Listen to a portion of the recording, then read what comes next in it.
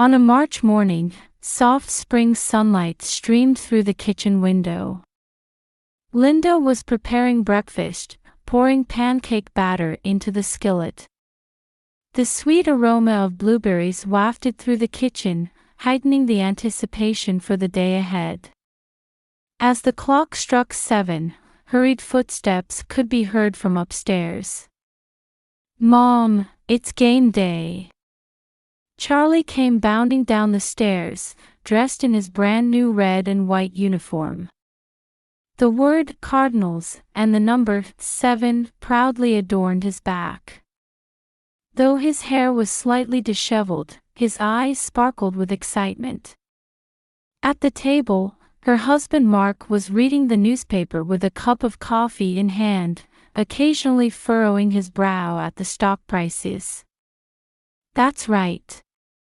I'm making special pancakes today," Linda said, gently stroking her son's head. Charlie's eyes lit up.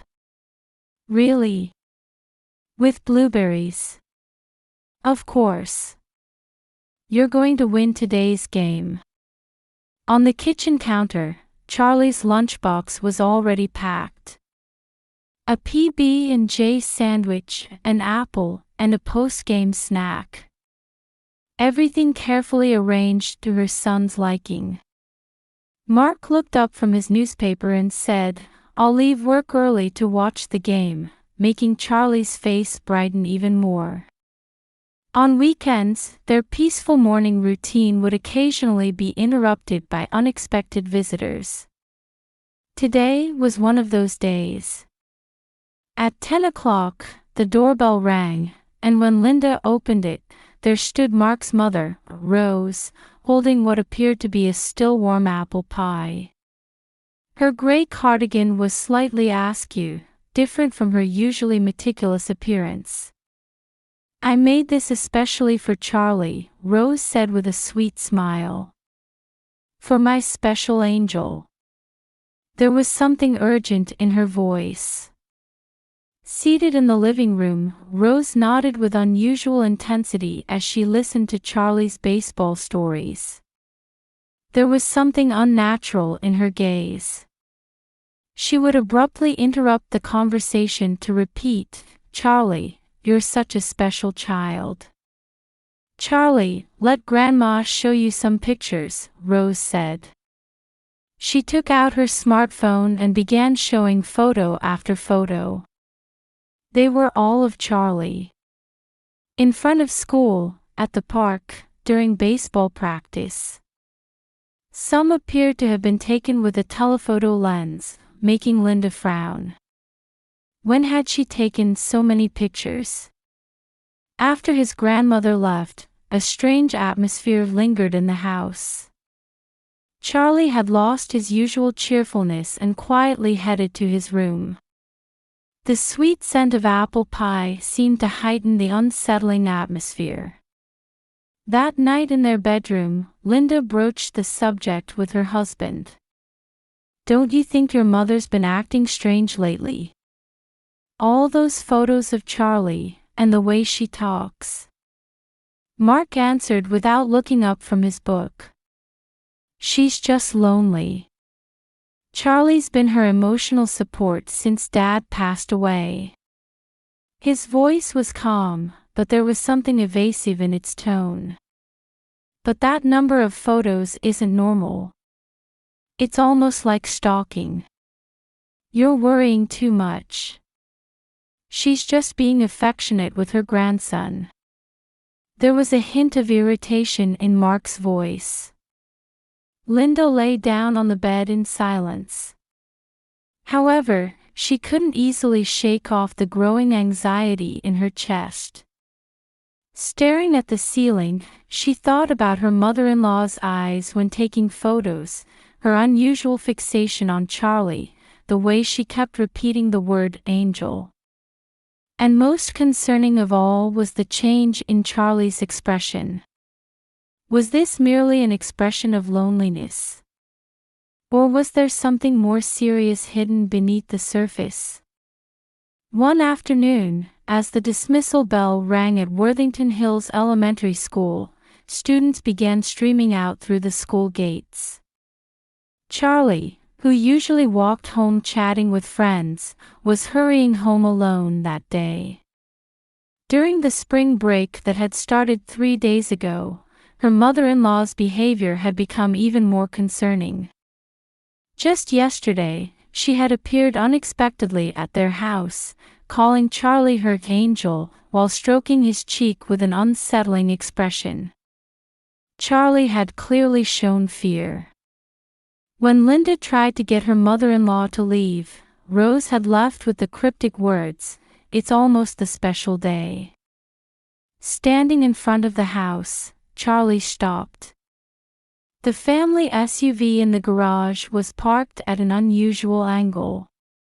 What worried him most was the slightly open trunk. The gap seemed unnatural to have been caused by the wind. Linda, working at her computer inside, was startled by her son's voice. "Mom, the trunk is open." It wasn't his usual energetic voice. It was trembling, filled with fear. Linda rushed to the kitchen to check on her son. Charlie was standing by the window, staring at the garage. She could see his small shoulders slightly trembling. "What's wrong, Charlie?" As she approached her son, Linda looked at the car. The trunk was indeed slightly open. She was certain she had closed it properly after yesterday's shopping. Anxiety crossed her mind. "Mom, yesterday Grandma." Just then, Linda's smartphone rang. The screen showed Rose. Puzzled, she answered the phone, and a strange voice came through. "Don't get near it." Her mother-in-law's voice was more desperate than she had ever heard before. Like someone in panic, yet trying desperately to hide something. "What do you mean?" "I'm coming right now." "Don't open the trunk." "What's in there?" But Rose hung up abruptly. Linda's heart began to race. Charlie was clinging to his mother's arm. As she headed toward the garage, Linda told her son, "Wait inside the house." But Charlie shook his head. "I'm scared, Mom." At that moment, recent events flashed through Linda's mind like a film reel. Her mother-in-law's abnormal obsession. The unnatural number of photos. And the words, "special day." Everything seemed to be pointing to something. Standing in front of the trunk, Linda took a deep breath. Her hands were shaking. Should she open it, or call the police? But if there really was something dangerous inside, she needed to check immediately. Slowly, she placed her hand on the trunk. As it opened, the contents gradually came into view. The first thing she saw was a thin wire, gleaming silver. It was coiled as if brand new. Next to it were black leather gloves. And further back, Linda's entire body froze. A new box cutter. And countless photos. All of Charlie. At school, playing in the park, at baseball practice. Some appeared to have been taken just yesterday. And at the very bottom, a note. Written in meticulous handwriting were the words, "Day to become an angel," with today's date written below. "Charlie, go inside the house." Linda's voice was surprisingly calm, though fear and anger were churning inside her. As her son headed toward the house, she heard the screech of tires. Her mother-in-law's car was turning the corner at high speed. Rose jumped out of the car, clearly distraught. Her hair was disheveled, and her usually meticulous appearance was in disarray. "It's a misunderstanding." Those are all for protection. Rose cried out, her face drained of color. But her explanation was clearly unnatural. Things are dangerous these days, aren't they? To protect Charlie.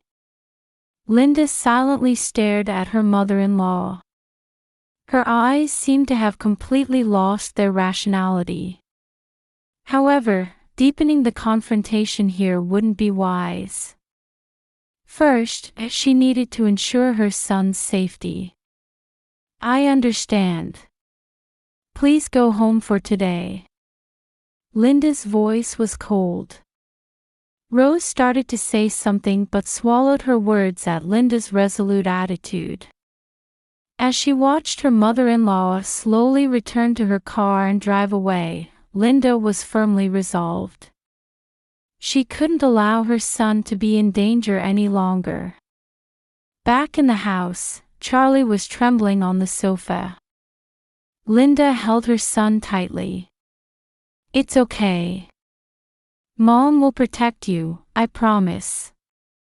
Outside the window, clouds were growing thicker, as if foreboding the trials that awaited the family. Linda took out her cell phone and called her husband, Mark. They couldn't let this situation continue any longer. In the garage, the evidence in the trunk told the story of how their peaceful daily life had been forever changed. That night, Mark returned home after 8 o'clock. He said an emergency meeting at the Columbus branch had run long. After putting their son to bed upstairs, Linda showed her husband the items from the trunk. All the evidence had been stored in clear Ziploc bags. This is reality, Linda said with a trembling voice. Your mother was planning to do something to Charlie. However, Mark's reaction was completely different from what Linda had expected. Mother hasn't been well lately. After Dad's death, the loneliness. Loneliness. Linda's voice grew stronger. This isn't about loneliness. Wire. A box cutter. And this creepy note. Can't you see how wrong this is? Mother must have her reasons. Mark sat down in a chair, looking exhausted. We shouldn't corner her. Corner her. Our son could have been in danger. Their voices gradually grew louder. They could see Charlie anxiously peering down from the top of the stairs. Linda lowered her voice. Your mother needs professional help. Mother is normal. She's just confused. Do normal people secretly take photos of their grandchild? Hide wire in their car with the excuse of protection. Mark silently stared at the photos. His hands were slightly trembling. 3 years since his father's death. His mother had indeed changed. But he never imagined it would come to this. He seemed to be desperately trying to deny a reality he didn't want to accept. I'll talk to Mother tomorrow, was all he could manage to say. No one got much sleep that night. Charlie woke up from nightmares several times, and each time Linda lay down with him. Mark remained locked in his study all night. Outside, a cold rain had begun to fall. The next morning, Linda had made up her mind. Without her husband's knowledge, she called Mount Carmel St. Anne's Hospital. It wasn't difficult to find her mother-in-law's former colleague. Oh, Rose. Susan's voice, who worked at reception, had obvious tension in it. I'll be honest. She had been seeing a psychiatrist for 3 years. Linda's hand trembled. Had been seeing. Yes. But she suddenly stopped coming a year ago. She must have discontinued her medication too. Susan continued carefully, choosing her words. After losing her husband, Rose changed suddenly. It started with small changes. But gradually, she developed paranoid delusions, started saying someone had killed her husband. And she would carry around photos of her grandson, saying, "The angel will guide me." Susan hesitated for a moment. Toward the end, she kept repeating, "I'll go with the angel." After hanging up the phone, Linda couldn't move for a long time. Everything connected. Her mother-in-law's strange behavior, her obsession, and the note saying, "Day to become an angel." If they left this situation unchecked, something irreversible would happen. However, that irreversible something was about to arrive sooner than Linda had imagined. March 20th, 2 p.m. 1 hour until dismissal at Worthington Hills Elementary School. Linda had left work early and was heading to the school. She hadn't been able to reach her mother-in-law since last night.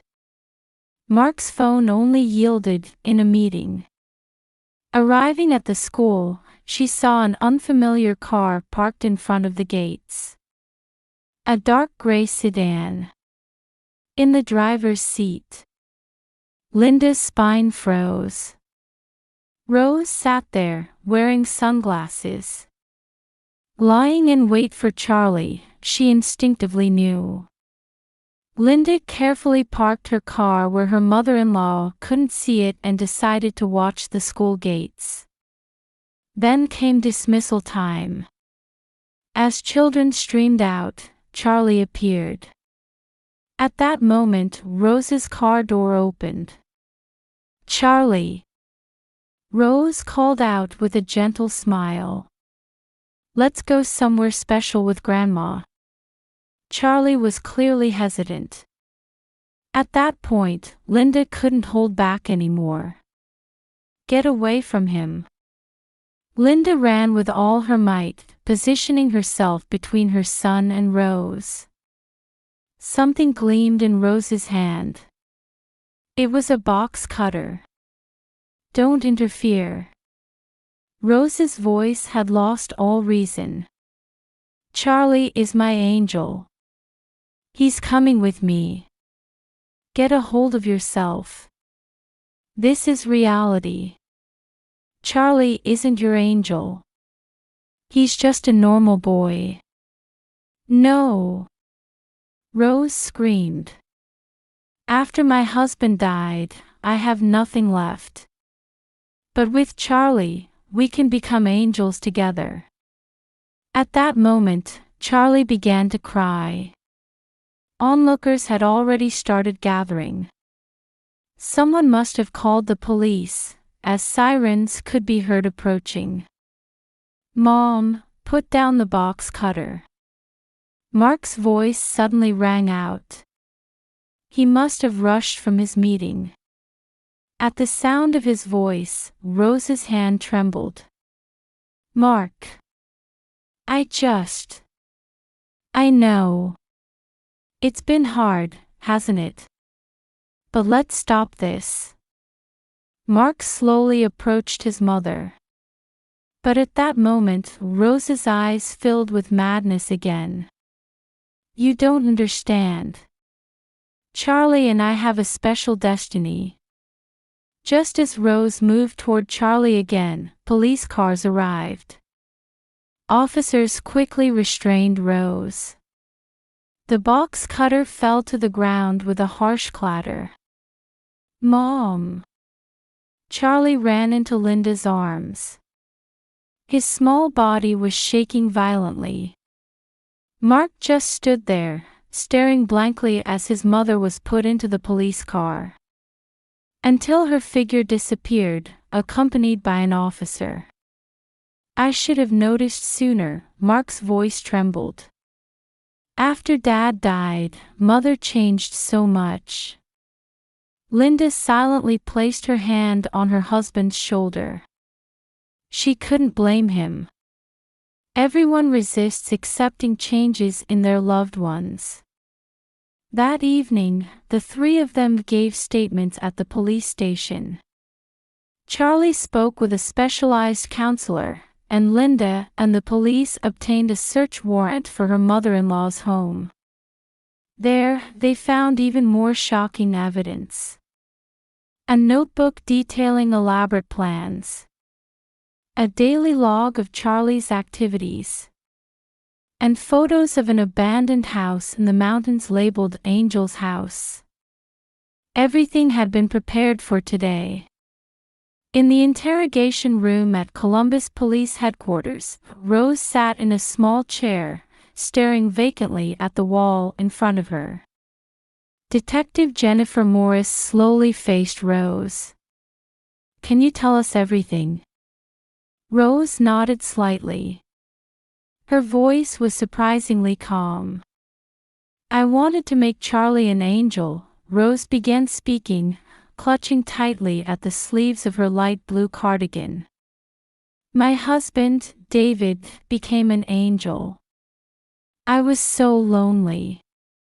But with Charlie next door." Through the one-way mirror, Mark and Linda watched.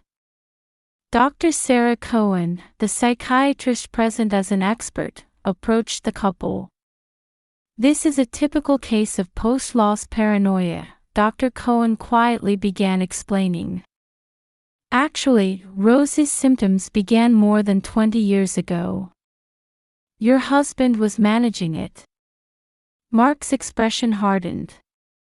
His father had known. Had he been carrying this burden alone? In the interrogation room, Rose's confession continued. "At first, I just took pictures of Charlie. But his smile looked so much like an angel's." Rose wiped her eyes with trembling hands. "Yes. Charlie was destined to become an angel. With me." "The plan?" the detective gently prompted. "An old house in the mountains. I was going to perform the ritual there. Use wire to represent angel wings." Rose's voice trailed off. "Because David is waiting." Mark had to look away. Linda gripped her husband's hand tightly. "She's had delusional disorder for 20 years, Dr. Cohen continued her explanation. Her husband's death triggered a rapid deterioration. Particularly, her fixation on angels takes the form of typical religious delusions." The police had already seized detailed evidence from Rose's home. Her diary contained meticulous plans that had been crafted over 3 months. Security camera footage confirmed Rose repeatedly conducting surveillance at Charlie's school and baseball practice locations. "She needs intensive treatment," Dr. Cohen continued. "I recommend long-term care at the state psychiatric hospital." 2 days after the interrogation, Mark and Linda sat in the hospital's consultation room. Dr. Jessica Brown, specializing in child psychology, was explaining Charlie's condition. "He's showing early symptoms of trauma," Dr. Brown showed her diagnosis. "Particularly notable is his anxiety toward trusted adults. This is due to the experience of nearly being harmed by his grandmother, one of his closest relatives." Linda caught her breath. Just last night, Charlie had woken up from nightmares multiple times. However, Dr. Brown showed an optimistic expression. "Charlie has a great strength. His strong trust relationship with his parents, especially his mother. Your quick response has greatly helped your son." Mark silently gazed at Linda. If only he had trusted his wife's intuition, they could have dealt with this sooner. Regret pierced his heart. My recommendation is regular family counseling, Dr. Brown continued. While individual sessions are necessary, it's important for the family to overcome this experience together. That afternoon, the three gathered in the hospital's counseling room. Charlie was nervous at first. However, under Dr. Brown's gentle guidance, he gradually began to open up. I was scared of Grandma, Charlie said in a small voice. But Mom protected me. Linda instinctively embraced her son. Mark joined them, and the three shared a long embrace. Dad will be stronger too, Mark gently stroked his son's head. I promise. As they continued with counseling, the family's wounds slowly began to heal. Charlie gradually returned to baseball and started interacting with friends again. However, all three understood that complete recovery would take time. As April began, Rose's treatment at the state psychiatric hospital also got into full swing.